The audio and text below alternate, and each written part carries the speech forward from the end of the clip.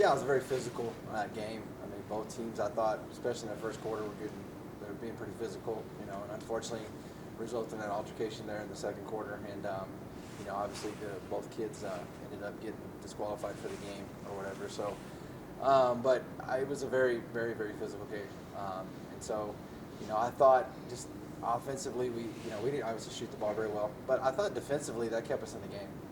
I thought we did a really good job on them. I mean, it wasn't just a crazy high-scoring game, either way. And so I thought defensively we did exactly what we needed to do. Just unfortunately, we just didn't hit enough shots. And obviously, you mentioned the disqualification. Randy not going to be eligible for Thursday's game either. Have you guys talked about someone needing to step up to fill that void?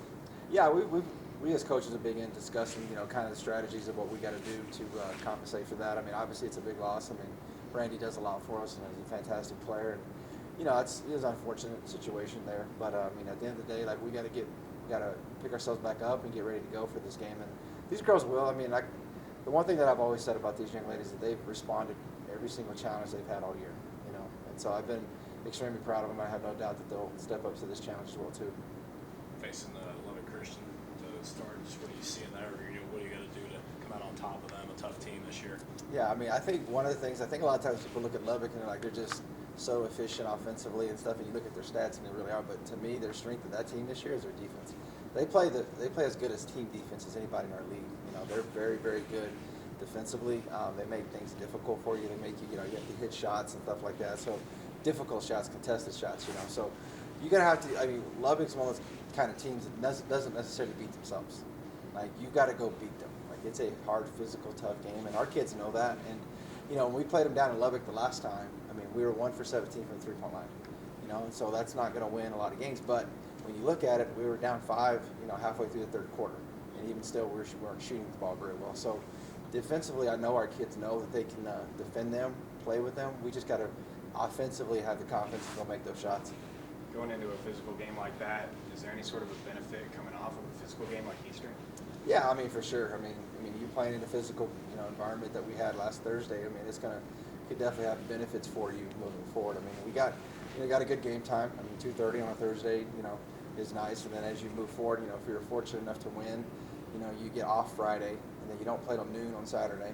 And then if you're fortunate enough to win that game, you don't play till 1 o'clock till Sunday. So I mean, pretty much you get really good rest, as far as moving forward. So, but first things first, we got to get ready to play, like you said, this very physical Lubbock team, and it'll be a tough challenge. I mean, but I know it'll be one that our kids are ready to step up to. Obviously, winning the conference tournament gets you to that regional, but if you don't, what do you feel like you guys have to do to get into the regional tournament? Yeah, I mean, the thing about it is, getting into the regional tournament, whether it's Division 1 or 2, you always hear the term your whole body of work. They don't just look at the last couple games or this game or that game. One of the things that I always challenge myself to, my responsibility as a coach, is to set up a schedule that allows you the opportunity to get into the NCAA tournament. And I felt like we did that this year. You look at our non-conference portion of our schedule. You play Adams State, who was regionally ranked. You play Harding, who's regionally ranked. You played Colorado Springs, who's been regionally ranked. So you played a lot of teams in your non-conference. Colorado Mesa, who was 4th in our region. We got it, and all these teams that I just mentioned, we've beaten all those teams. So that's one of the ways that you set yourself up to be able to get ready for this. Because the Lone Star is going to be a grind.